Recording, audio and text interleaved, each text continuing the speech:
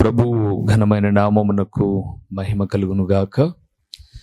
మన ప్రభువును రక్షకుడునునైన యేసుక్రీస్తుల వారి యొక్క ప్రశస్తమైన నామమునకే మహిమ, ఘనత, ప్రభావములు యుగయుగములకు కలుగునుగాక.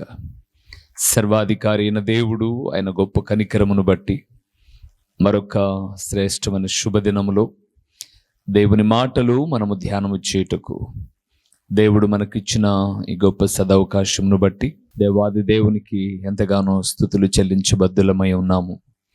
అదే సమయంలో దేవుని వాక్యం వినుటకు సకాలంలో దేవుని సన్నిధానంలో కూర్చున్నటువంటి దేవుని ప్రియబిడ్డలైన మీ అందరికీ కూడా ప్రభు అయిన యేసుక్రీస్తు పేరట శుభవందనములు తెలియచేయచ్చు ఉన్నాను.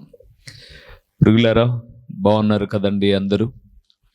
మీ అందరి ఆత్మీయ శారీరకమైనటువంటి క్షేమము నిమిత్తమై మానక మేము ప్రార్థిస్తూ ఉన్నాం. మేము చాలామంది తెలియదు కదా మా గురించి ఎలాగ ప్రార్థన చేస్తారు అన్న ఆలోచన మీకు రావచ్చు. మా ప్రార్థన ఏంటంటే, తండ్రి, ప్రకటించబడుతున్న ఈ మాటలు నీ బిడ్డలను చేరుకోవడానికి సహాయం చేయండి. వారిని మీరు దర్శించి వారిని మరింత వాక్యములో బలపరచండి, మీరు అక్కడకు సిద్ధపరచండి అన్నదే మా ప్రార్థన. అలాంటి క్రమంలో వీక్షకులుగా మీరున్న మీ అందరిని కూడా ప్రభు దర్శించేవాడుగాను తప్పకుండా మీతో మాట్లాడేవాడుగాను ఉన్నాడు అని విశ్వసిస్తూ ఉన్నాను. ప్రభునందు ప్రియులారా, దినదినం ఎన్నో మాటలు, దేవుని మాటలు మనం మాట్లాడుకుంటూ ఉన్నాం, ఆత్మీయముగా బలపరచబడుతూ ఉన్నాం. అయితే ఒక దేవుని సేవకుడిగా నేను జ్ఞాపకం చేస్తున్నాను, ప్రతి ఒక్కరి దగ్గర ఫోన్స్ ఉన్నాయి. ప్రతి ఒక్కరి దగ్గర ఆల్మోస్ట్ ఫోన్స్ ఉన్నాయి. ఫోన్ లేని వారు చాలామంది లేరు అనుకుంటున్నాను. అయితే ప్రతిరోజు మీరు ఈ మాట వింటున్నప్పుడు ఎందుకు ఒకసారి మాతో ఫోన్ చేసి ఈ మాటలు మీకు ఏ రీతిగా ఉపయోగకరంగా ఉన్నాయో మాతో పంచుకోకూడదు? మీరు అలాగ మాట్లాడడం వల్ల మేము మరింతగా ఆనందంగా, ఆత్మీయంగా మిమ్మల్ని బలపరచడానికి, మమ్మల్ని మేము బలపరచుకోవడానికి మరింత సమాయత్తం అవుతాము అన్న విషయాన్ని తెలియజేస్తున్నాం. ఈరోజు ఒకే అధ్యాయంలో నుంచి కొన్ని విషయాలు మీతో మాట్లాడమని ప్రభు చెప్పమన్నాడు. ఏంటి ఆ మాట అంటే, దేవుని మాట వినుట వలన కలిగే మేలులు ఏవి? దేవుని మాట వినుట వలన కలిగే మేలులు ఏవి? ప్రభునందు ప్రియులారా, మనం నివసిస్తున్న భారతదేశంలో, మన దేశంలో మనకంటూ కొందరు నాయకులను ప్రభు ఏర్పరిచాడు. ప్రధాని గారు ఒక మాట చెప్పారు అని అంటే అది భారతదేశం అంతా కూడా వ్యాప్తి చెందుతుంది. అది మంచి అయినా చెడైనా. అలాగే మనం నివసించే రాష్ట్రంలో మనకున్నటువంటి ముఖ్యమంత్రి వర్యులు ఏదైనా ఒక మాట చెప్పారు అని అంటే ఆ మాట విస్తృతంగా వ్యాప్తి చెందుతుంది. అది ఆజ్ఞగా బయలు వెళుతుంది. ఇంకంతే. నేను ఆ పార్టీనా కాదా సంబంధంలా అందరూ ఆ మాటను గౌరవించాల్సిందే. వారికి ఉన్న అధికారము అలాంటిది. అయితే వీరి అధికారాలు పరిమితి కలవి. నేను ఇందాక చెప్పిన భారతదేశ ప్రధానమంత్రి మాటలు భారతదేశానికే పరిమితం. ఆంధ్రప్రదేశ్, తెలంగాణలో ఉన్నటువంటి ముఖ్యమంత్రులు ప్రకటించే మాటలు ఆంధ్రప్రదేశ్ ముఖ్యమంత్రి అయితే ఆంధ్రప్రదేశ్కు, తెలంగాణ ముఖ్యమంత్రి అయితే తెలంగాణకే పరిమితం. అంతే కదండి? రాష్ట్ర ముఖ్యమంత్రి మాట లేదా భారతదేశం అంతటికి చెందదు. అలాగే భారతదేశ ప్రధానమంత్రి మాట ప్రపంచ దేశాలలో చెల్లదు. మన ప్రక్కనే ఉన్న బంగ్లాదేశో, పాకిస్తాన్కో వెళ్తే ఇది భారతదేశ ప్రధానమంత్రి గారి మాట అంటే చెల్లదు. ఎందుకో తెలుసా? వారు ఈ దేశానికి, ఈ రాష్ట్రానికే అధికారులు. కానీ నేను ప్రకటిస్తున్న దేవుడు సర్వాధికారము కలిగిన వాడు, ప్రపంచానికి అతీతమైన వాడు, ప్రపంచ దేశాలను సృజించిన సృష్టికర్త అయిన దేవుడు. ఆయన ఎక్కడో 4 రోడ్ల కూడలిలో ఉండే ఒక సిమెంట్ బొమ్మ కాదు. ఆయన కామ, క్రోధ, మద, మత్సర్యములు లేని పరిశుద్ధుడైన దేవుడు, ఆరాధనకు యోగ్యుడు. ఈ జగత్ అంతటికి పవిత్రుడు, సృష్టికి ఆధారభూతుడైన దేవుడు, ప్రపంచానికి మధ్యవర్తిగా నిలిచిన మహిమాన్వితుడైన దేవుడు నేను ఆరాధిస్తున్న ప్రభు అయిన యేసుక్రీస్తు. ఆయన మాట చాలా శ్రేష్టమైనది. ఆ మాట వినడం వల్ల చాలా మేళ్ళు ఉన్నాయి. ఏంటో అవి చూడక ముందుగా మూలవాక్యంలోనికి వెళ్దాం. 81వ కీర్తన, పరిశుద్ధ బైబిల్ గ్రంథము నుంచి, కీర్తనల గ్రంథము 81వ కీర్తన 8వ వచనాన్ని మనం చూద్దాం. 8వ వచనాన్ని, నా ప్రజలారా ఆలకింపుడి, నేను మీకు సంగతి తెలియజేతును. అయ్యో ఇశ్రాయేలు, ఈ మాట అయ్యో ఇశ్రాయేలు, నీవు నా మాట వినిన ఎడల ఎంత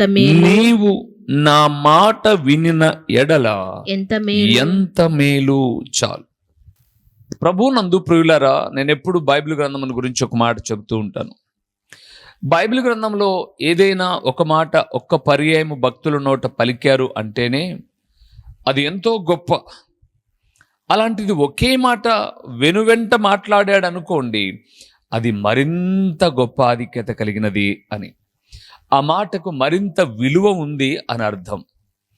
ఈ మాట 81వ కీర్తన రాసినటువంటి వ్యక్తి ఆసాపు అనబడే వ్యక్తి, దావీదు కాదు. దావీదు యొక్క ఆస్థానములో తను నిర్మించాలనుకున్నటువంటి మందిరానికి ముందుగా ఏర్పాటు చేయబడిన ప్రత్యక్షపు గుడారములో అక్కడ ఈయన ఒక మంచి ఆస్థాన గాయకుడు అని చెప్పవచ్చు, దేవుని స్తుతించేవాడు అని చెప్పవచ్చు. ఈ ఆసాపు ఇశ్రాయేలును సంబోధిస్తూ అంటున్నాడు, అయ్యో ఇశ్రాయేలు, నా మాట వినిన ఎడల ఎంత మేలు. ప్రభునందు ప్రియులారా, దేవుని మాట వినుట ఎంత మేలు. ఇదే మాట 13వ వచనాన్ని కూడా చూద్దాం. 81వ కీర్తన 13వ వచనాన్ని కూడా మనం చూద్దాం. అయ్యో నా ప్రజలు నా మాట వినిన ఎడల ఇశ్రాయేలు నా మార్గములను అనుసరించిన ఎడల ఎంత మేలు. ఎంత బాగుందండి మాట. ఇదే 81వ కీర్తనల 2వసారి, అయ్యో నా ప్రజలు నా మాట వినిన ఎడల, ఇశ్రాయేలు నా మార్గములను అనుసరించిన ఎడల ఎంత మేలు. ప్రభువునందు నాకు ప్రియమైన వారలారా, ఏంటండి అంత మేలు? కాకపోతే ఇక్కడ చెబుతున్న మాటకు ముందు ఒక పదము చాలా ప్రాముఖ్యమైనది. అయ్యో ఇశ్రాయేలు లేదా అయ్యో నా ప్రజలు. ఎప్పుడంటామండి అయ్యో అనే మాట? యవ్వనములో వివాహమయ్యి భార్యాభర్తల దాంపత్య జీవితాన్ని ప్రారంభించి వారి వైవాహ జీవితం అన్యోన్యంగా ముందుకు వెళ్తూ సకాలములో వివాహమైన తొలి దినాల్లోనే మంచి గర్భఫలాన్ని పొందుకొని ఆనందభరితమైన అనుకున్న జీవితంలో ఎవరో ఒకరు ఎడబాటు అయితే, నేను ఎరుగుదును ప్రియులారా, కొన్ని ప్రాంతాలకు వెళ్ళినప్పుడు ఒక చోట నాకు తెలిసిన ఒక సహోదరుడు, మంచి కుటుంబం, వారికి పిల్లలు, వివాహమైంది, దాంపత్య జీవితం ప్రారంభించారు. అమ్మాయి ప్రెగ్నెంట్ అని తెలుసుకున్నారు. దినాలు గడుస్తూ ఉన్నాయి. అమ్మాయిని ఇంటికి తీసుకెళ్లారు కానుపుకొని. ఈలోపు అబ్బాయి ఎక్కడో ప్రమాదవశాత్తు యాక్సిడెంట్లో చనిపోయారు. ఇప్పుడు ఆ కుటుంబం అయ్యో ఎంత ఘోరమైపోయింది. పుట్టే బిడ్డను చూసుకోలేదు, వాడికి తండ్రి అనే భాగ్యం లేదు, నాన్న అని పిలిచే భాగ్యం లేదు. అయ్యో, ఈ అయ్యో అనే పదము నూతన నిబంధనలో యేసు ప్రభుల వారు చాలా మాటలు ఉపయోగించారు. అయ్యో పరిసయ్యులారా, అయ్యో శాస్త్రులారా, అయ్యో సద్దూకయులారా, అయ్యో అంటూ వచ్చాడు. ఏంటి ప్రభువా అయ్యో అయ్యో అని అన్నావంటే, మీరు సున్నం కొట్టిన సమాధులు, మీరు బోధిస్తారే కానీ ఆ ప్రకారంగా చేయరు. మోయలేని భారాన్ని వారి మీద పెడతారే కానీ మీరు చిటికన విరేలుతో కూడా దాన్ని ముట్టరు. అయ్యో అయ్యో, మీ మీదికి ఒక దుర్గతి రాబోతుంది అని అన్నాడు. ఇక్కడ ఆసాపు అంటున్నాడు 81వ కీర్తనలో, అయ్యో నా ప్రజలు నా మాట వినిన ఎడల ఎంత మేలు. దేవునిందు ప్రియులారా, ఏంటండి మేలు? ఎలాంటి మేలున్నాయి దేవుని మాట వినుట వల్ల? ఇదే పదాన్ని 95వ కీర్తన ఒకసారి చూద్దాం. తిరిగి 81వ కీర్తనకి వద్దామండి. ఈరోజు నా సందేశం అంతా 81వ కీర్తనలోనే ఉంటుంది. కానీ 95వ కీర్తన 7వ వచనంలో, 95వ కీర్తన 7వ వచనంలో మోషే కూడా ఇదే మాట అన్నాడు. చూడండి, రండి నమస్కారము చేసి సాగిలపడుదము, మనలను సృజించిన యెహోవా సన్నిధిని మోకరించుదము. నేడు మీరు ఆయన మాట ఆలకించిన ఎడల ఎంత మేలు. మోషే అంటున్నాడు అన్ని మాట. మీరు ఆయన మాటను ఆలకించిన ఎడల ఎంత మేలు.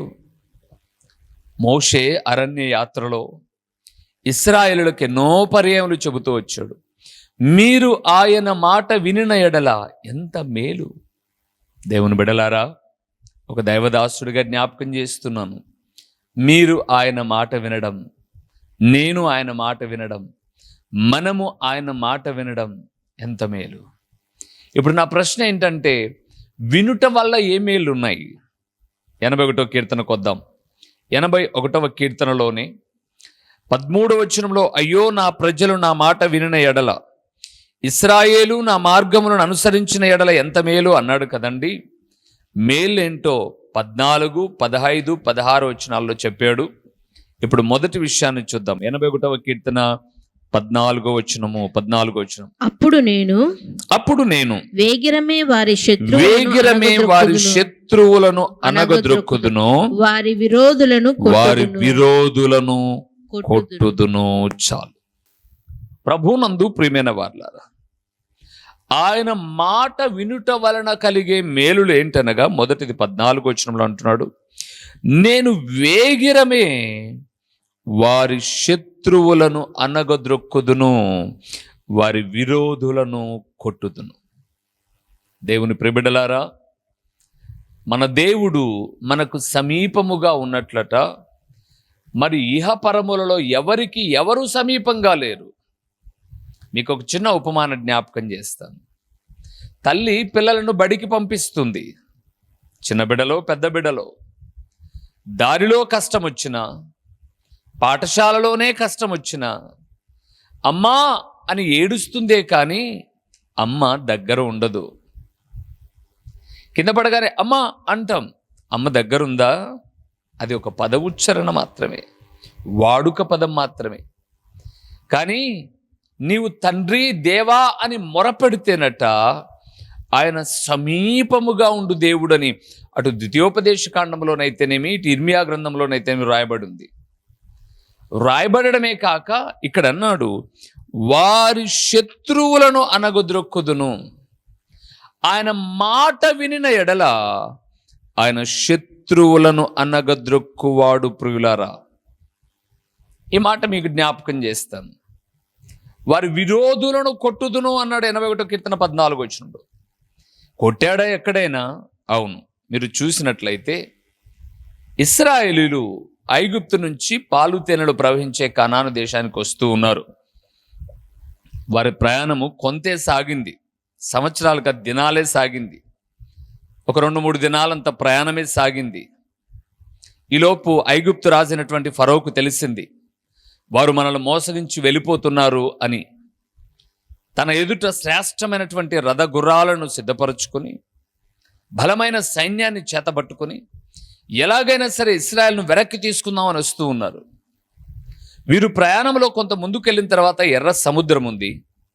వెనక్కి చూస్తే ఫరో సైన్యం వస్తుంది. ఇప్పుడు మోషే మీద సనిగారు. ఏం మోసే, చచ్చిపోవడానికి ఐగుప్తులో సమాధులు లేవని ఈ అరణ్యంలో చంపడానికి తీసుకొచ్చావా మమ్మల్ని? ఎందుకు ఇలాగ చేసావు అని వారు సనగడం ప్రారంభించారు. మోషే దేవునికి ప్రార్థన చేయడం ప్రారంభించాడు. మీరు 14-15 అధ్యాయాలు చదవండి కావాలంటే.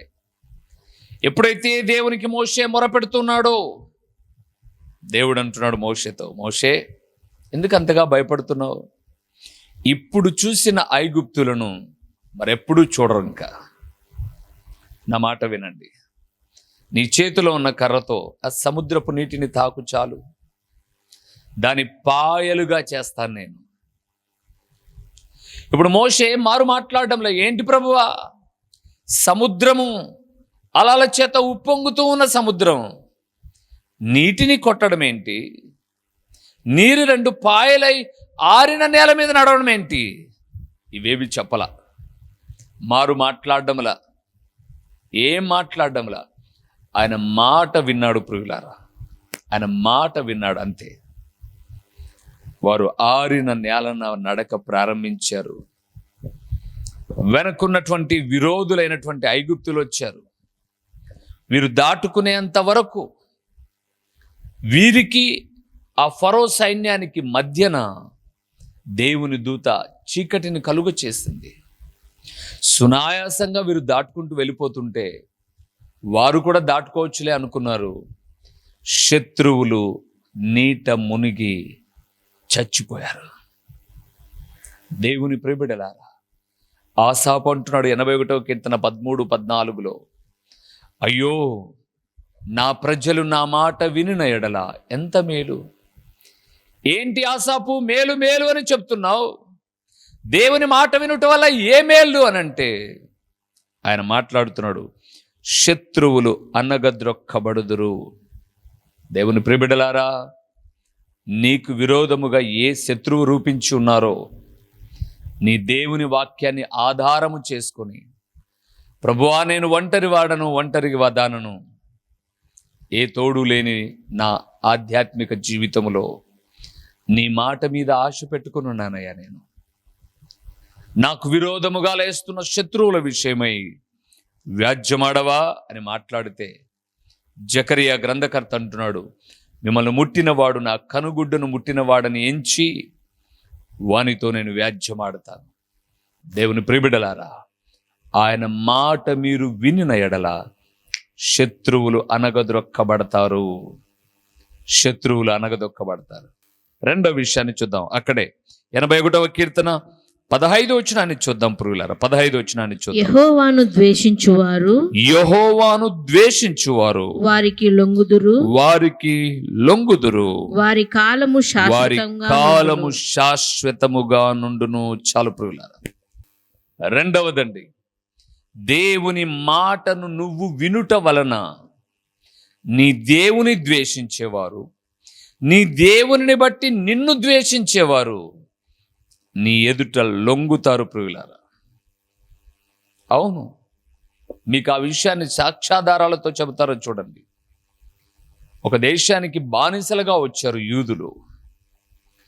ఆ దేశంలో వారు పనులు చేసుకునేడానికి వచ్చారు, బానిసలుగా వచ్చారు.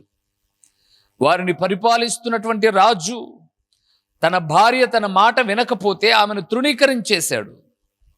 తనకిప్పుడు మరలా భార్య కావాలి, రాణి స్థానాన్ని ఎవరు పూర్తి చేస్తారా అని ఆ దేశంలో ఉన్నటువంటి యవన బిడ్డలందరినీ సమకూర్చారు. వారిలో సొగసైన వారిని ఆ షండులకు అప్పగించారు.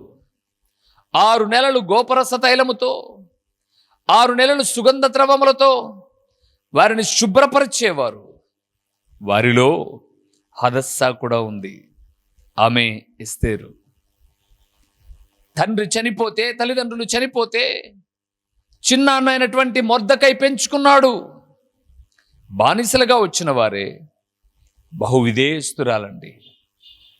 ఆ ఇంట ఆమె పెరిగింది 6 నెలలు అలాగా.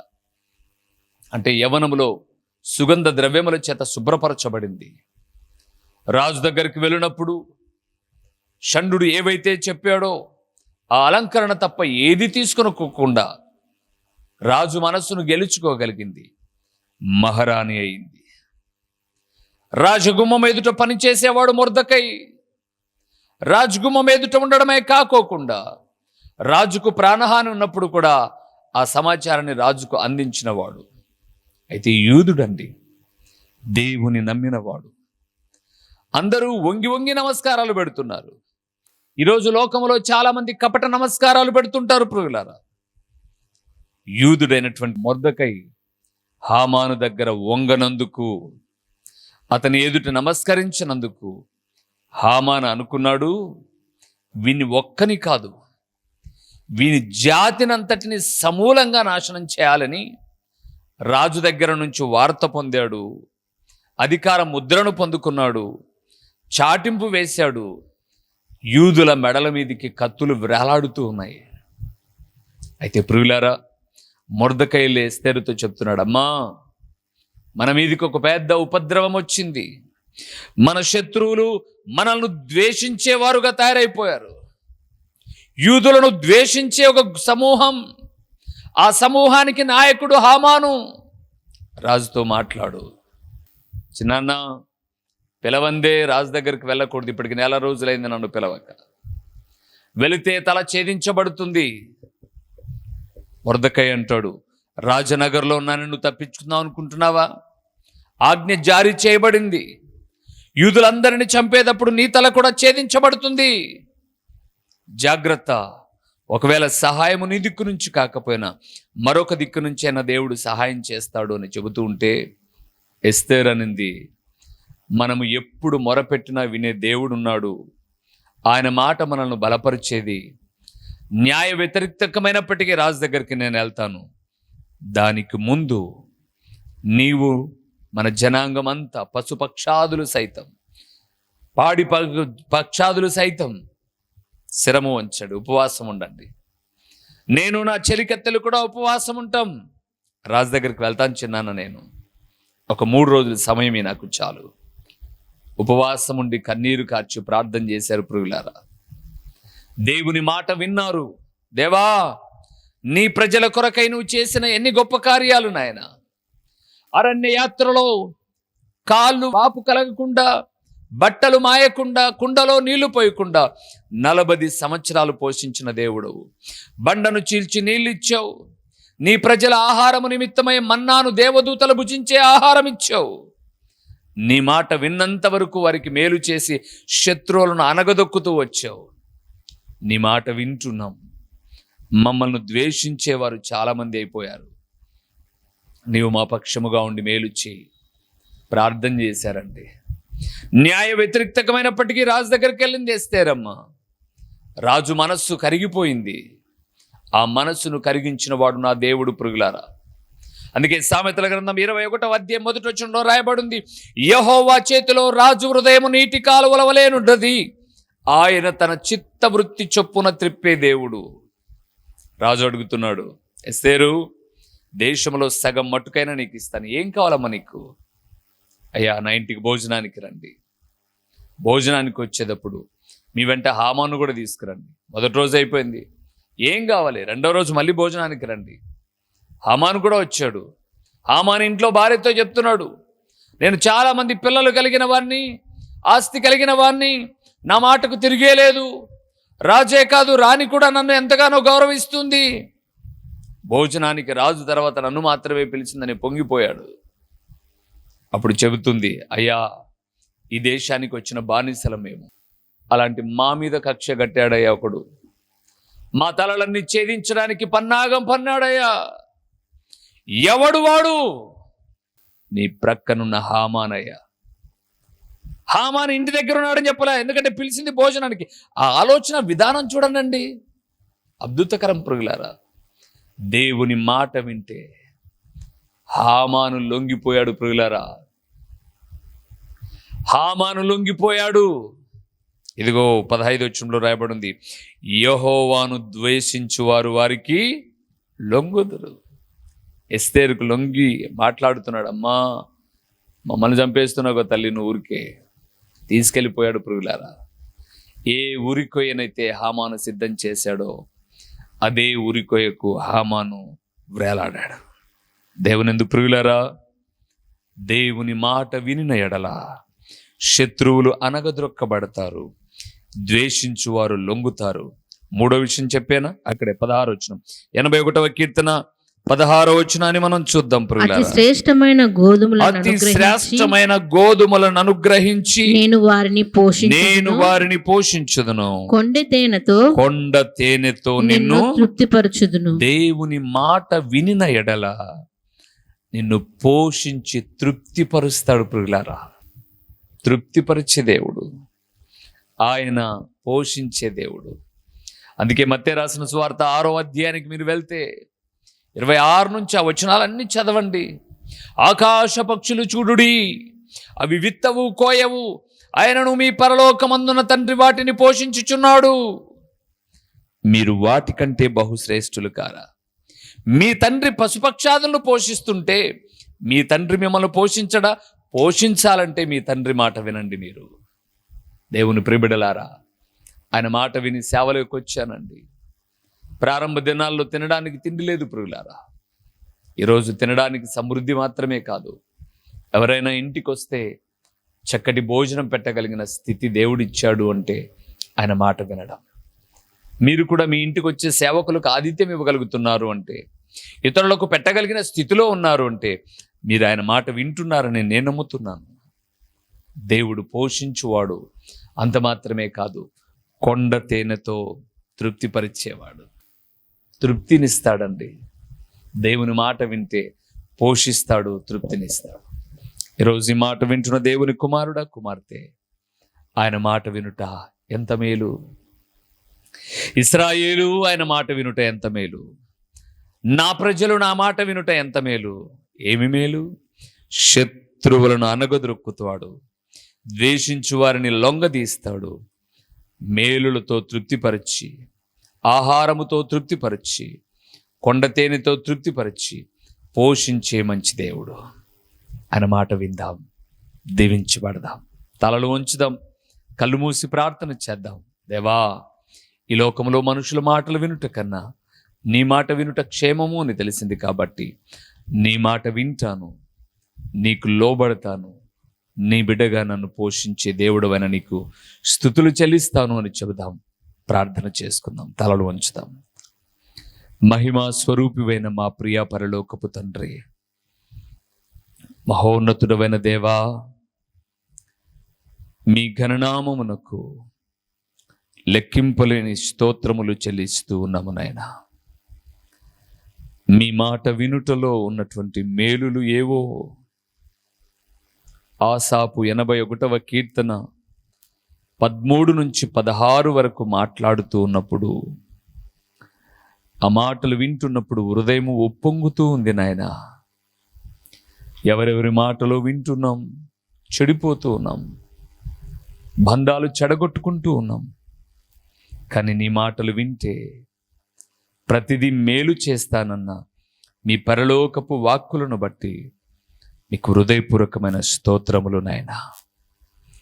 ఓ తండ్రి, ప్రకటించబడిన పరలోకపు సంగతులు వ్యర్థముగా పోకుండా సారవంతమైన నేలను పడిన విత్తనము వలె 30 అంతలుగా 60 అంతలుగా 100 అంతలుగా ఫలింపచేసి ఎల్లప్పుడూ మీ మాటకు లోబడే మనస్సునిచ్చి ముందుకు నడిపించుమని మహిమాన్వితుడు అయిన దేవుడవైన మీకు స్తుతులు చెల్లించుకుంటూ ఈ మనవులన్నీ కూడా మా ప్రభువును మీ ప్రియ కుమారుడునునైనా యేసుక్రీస్తుల వారి యొక్క ప్రశస్తమైన నామములో దీన మనస్సుతో అడిగి పొందియున్నాము తండ్రి. ఆమేన్. మా చిరునామా దైవజనుడు బ్రదర్ ఓ రూబేన్ గారు, క్రీస్తు ప్రార్థనా మందిరం, డోర్ నెంబర్ 1-10-386, నగరిగుట్ట, పులివెందుల, కడప జిల్లా. మీ ప్రార్థనా అవసరాల కొరకై సెల్ నంబర్ 9989067409.